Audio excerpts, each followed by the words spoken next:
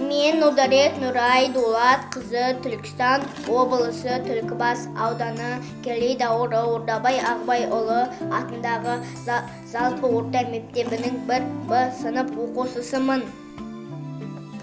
Кітап, ғылым, тілсіз мұғалім, көз білімде білім кітапта, кітап алдың қазына, кітапты сүйіп оқы, көңілге тиіп оқы.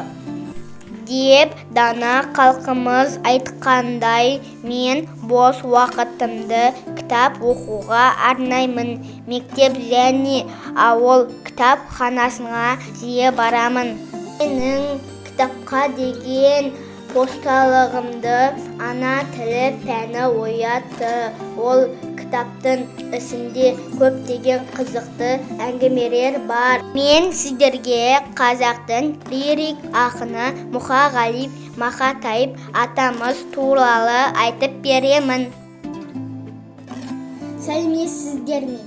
Мұқағали Сүлейменұлы Мақатаев. Сын аты Мұхамед-Ғали. 1931 ақпанда Алматы облысы Қарасаз ауылында дүниеге келген. Мен оны күнін сүйем, күнін сүйем. Ағынды өзен асқар күнін сүйем. Мен оның құдіретті үнін сүйем. Мен оның қасиетті түрін сүйем. Бар жандығын сүйемін қыбырлаған. Бәрі маған отан деп сыбырлаған. Жаным менің кеудемдегі зар шыққан. Бос тұрған болуын сырдаған.